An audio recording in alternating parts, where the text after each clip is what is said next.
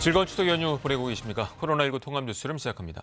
오늘 0시 기준 신규 확진자는 113명 늘어서 누적 확진자 수는 23,812명으로 집계됐습니다. 국내 발생이 93명, 해외 유입은 20명입니다. 이 닷새 만에 다시 세 자릿수를 기록했는데요. 이 코로나19 소식은 잠시 뒤에 알아보고 먼저 고속도로 상황 살펴보겠습니다. 새벽부터 귀성 차량으로 정체가 시작이 됐습니다. 지금부터 정오까지가 정체가 가장 심할 것으로 예측이 되는데요. 서울 요금소에 나가 있는 취재기자 연결합니다. 자, 이화진 기자, 귀성 정체가 정오쯤 절정에 이를 것으로 예상이 된다고요?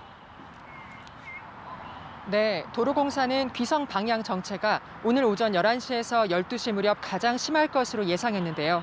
이른 오전보다 이곳 서울 요금소를 지나는 차들이 눈에 띄게 늘고 있습니다. 고속도로 상황 폐쇄호로 화면 보시면서 주요 구간별로 살펴보겠습니다.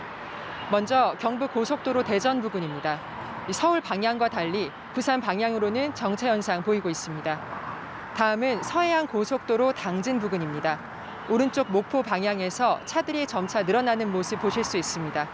그 다음은 영동 고속도로입니다. 강릉 방향, 용인 인근에서 차들이 길게 늘어서 있습니다. 지금 서울에서 출발하시면 요금소 기준으로 부산까지는 6시간 40분, 대구까지는 5시간 40분, 광주까지 5시간 10분, 대전까지는 3시간이 걸릴 것으로 보입니다. 이 귀성 정체는 정오를 지나면서 조금씩 나아져서 오후 7시에서 8시쯤에 해소될 것으로 도로공사는 내다봤습니다. 이 실시간 교통정보는 고속도로 교통정보 앱이나 로드플러스 누리집을 통해서 확인하실 수 있습니다. 자, 그리고 올해는 코로나19로 고속도로를 이용할 때 달라진 점도 있다고요? 네, 그동안 명절 때마다 통행료를 내지 않고 고속도로 이용할 수 있었는데요. 이번 추석에는 아닙니다. 한국도로공사는 평소처럼 고속도로 이용요금을 부과하기로 했습니다. 이동을 자제해달라는 이유에서입니다. 휴게소를 이용하실 때도 유의하셔야 할 점이 있는데요. 발열 검사는 물론 출입 명부를 작성해야 매장에 들어갈 수 있습니다. 무엇보다 이번 연휴 동안에는 휴게소 안에서 음식물을 먹을 수 없는데요. 대신 음식을 사서 포장해 가는 것은 괜찮습니다. 이렇게 강화된 휴게소 방역 조치는 연휴 마지막 날인 다음 달 4일까지 시행됩니다. 지금까지 서울 요금소에서 KBS 뉴스 이화진입니다. 코로나19 재확산을 우려한 정부가 이번 추석만큼은 될 수 있으면 고향에 가지 말아달라고 거듭 호소하고 있는데요. 하지만 차례를 안 지내도 되는 건지 예의에 어긋나는 건 아닌지 고민하는 분들 많으실 겁니다. 그런데 지금보다 예법을 더 철저하게 지켰던 조선시대에도 이 역병과 같은 무서운 전염병이 돌면 차례를 지내지 않았습니다. 안다현 기자가 옛 문헌 기록으로 짚어봤습니다. 유교 정신문화의 수도 안동. 조선시대 대표적인 양반마을 하회마을입니다. 200여 년 전 이곳에도 전염병이 걷잡을 수 없이 퍼집니다. 이 마을에 살던 류이목 선생은 추석 하루 전인 8월 14일자 일기에서 천연두가 사방에 퍼져 마을에서 의논해 차례를 지내지 않기로 정했다고 썼습니다. 비슷한 내용은 여러 시기에 걸쳐 확인됩니다. 1851년 낙의 김두흠의 일기에는 한식인데 천연두로 차례를 지내지 못해 조상께 송구스럽다고 돼 있습니다. 또 홍역이 창궐한 1609년에는 단오날 역병 때문에 차례를 중단했다는 계암 김영의 기록도 남아 있습니다. 예의에는 시성이라는 게 있습니다. 때에 맞게 해야 된다라는 거죠. 그래서 우리 조상들도 차례를 생략하는 그런 결단을 내리신 게 아닐까라고 보입니다. 명절이면 전국에서 100명에 이르는 후손들이 모여 차례를 지낸 학봉 종가. 올해는 코로나 때문에 가까이 사는 자손들만 모여 간소하게 지내기로 했습니다. 자손이 건강해야 나중에 조상도 잘 모시는 거 아니냐. 올 추석은 좀 자제를 해주고 각자 집에서 잘 지냈으면 좋겠다. 이렇게. 안동 지역 상당수 종갓집이 비슷한 입장입니다. 불가항력적으로 이렇게 되는 부분들인데 이걸 슬기롭게 잘 견뎌서 더 좋은 시기에 더 즐겁게 만나서 좀 좋은 회포를 풀 수 있는 이런 계기가 앞으로 오지 않을까 이렇게 기대를 하고 있습니다. 그 옛날에도 무서운 역병이 돌면 때에 맞는 예를 실천했던 선조들의 지혜를 되새기게 됩니다. KBS 뉴스 안다영입니다. 잠시 뒤 11시에는 중앙재난안전대책본부의 정례 브리핑이 있을 예정인데요. 먼저 이충환 의학전문기자와 함께 이야기 나누겠습니다. 자, 오늘 확진자 현황부터 짚어볼까요? 네, 전체적으로 해외 발생까지 합하면 세 자릿수로 올라섰습니다. 네. 113명, 닷새만이죠. 근데 국내 발생은 여전히 두 자릿 숫자입니다. 93명인데 서울, 경기, 인천, 수도권이 76명으로 전체 확진자의 82%를 차지하고 있습니다. 해외 유입도 20명이나 되는 상황이고요. 네. 현재 사망자가 6명이 늘어서 누적 413명, 1.73%의 치명률을 보이고 있습니다. 그렇군요. 다행히 위중증 환자는 많이 줄어서 현재 109명이 네네. 위중증 상태입니다. 2주 전에 있었던 사회적 거리 두기의 효과가 나타나면서 어제가 38명이었었는데 오늘 이제 세 자리 숫자가 나왔잖아요. 현재 확진자 추세를 좀 정리를 해볼까요? 일단 전체적인 숫자는 네. 이제 뭐 4일 전에 이제 두 자릿수로 내려왔다가 오늘 다시 113명으로 올라가긴 했는데 100명 안팎으로 등락을 거듭하고 있습니다. 그거는 이제 산발적 집단 감염 숫자가 늘어나면 조금 더 늘어나는 거고요. 그렇군요. 근데 전반적으로는 이제 감소 추세를 보이고 있는 건 사실입니다. 지난주 전체 평균을 보면 그 전주에 비해서 많이 줄었습니다. 알겠습니다. 자, 현장으로 가서 직접 브리핑 들어보시겠습니다. 네, 9월 30일 수요일 정례 브리핑을 시작하겠습니다. 오늘 0시 기준 국내 발생 환자는 93명이고 그 가운데 수도권의 확진자는 76명입니다. 그 외 지역이 17명입니다. 어제 6분이 돌아가셨고 현재까지 총 사망자는 413분입니다.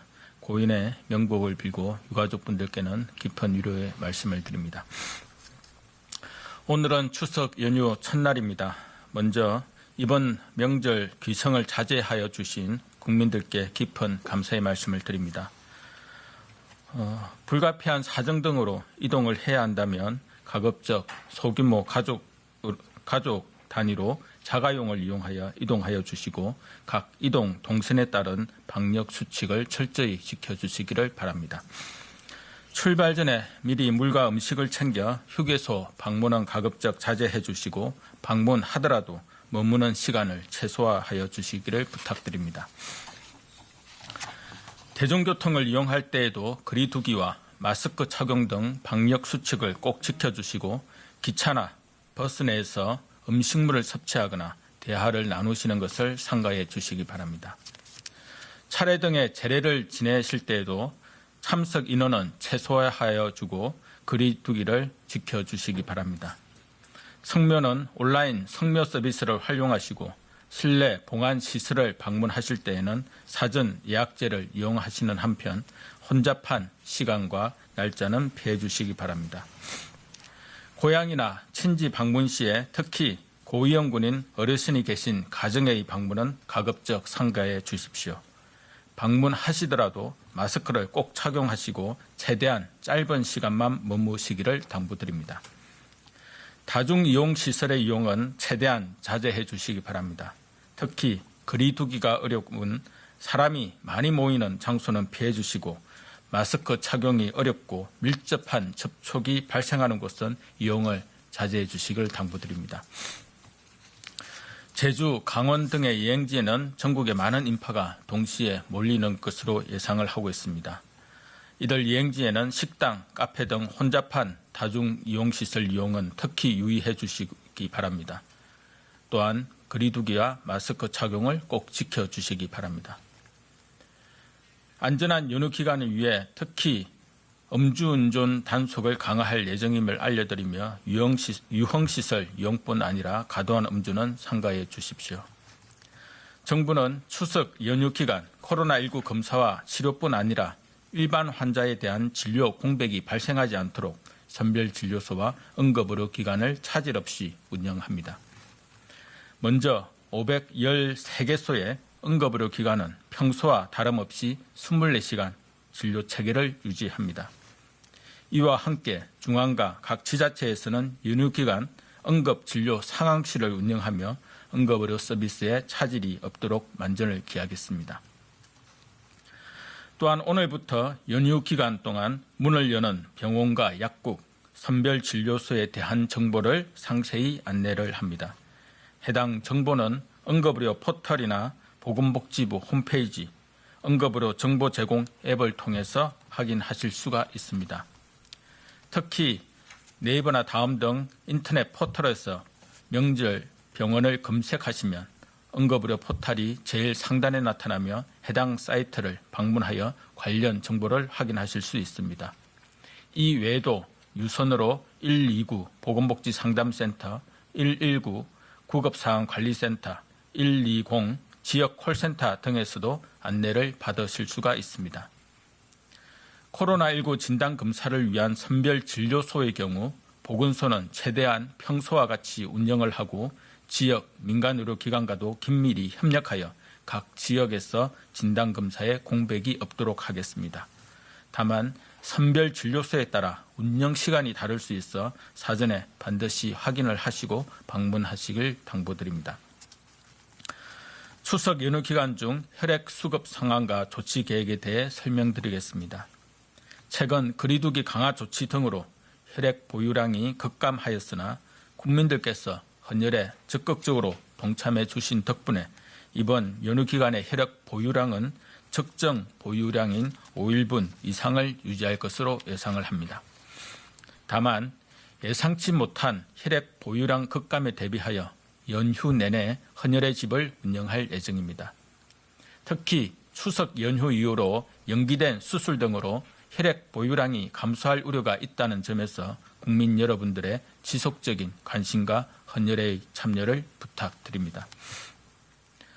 그동안 코로나19로 인한 숱한 위기 속에서도 이를 극복하고 안정적인 방역 관리를 해온 힘은 국민 여러분의 적극적인 협조와 참여에 더불어 방역과 의료 현장 곳곳에 계신 분들의 노력과 헌신이었습니다. 병원과 선별진료소, 공항과 항만의 검역소, 생활치료센터와 임시생활시설, 각 부처와 지자체의 상황실뿐 아니라 밤낮으로 대국민 상담을 이어가는 상담센터까지 다양한 현장에서 많은 분들이 고생하고 계십니다. 이 모든 현장에서의 노력이 반드시 결실을 맺을 수 있도록 이번 연휴 기간 국민 여러분 모두가 힘을 합해 주시기를 재차 당부드립니다.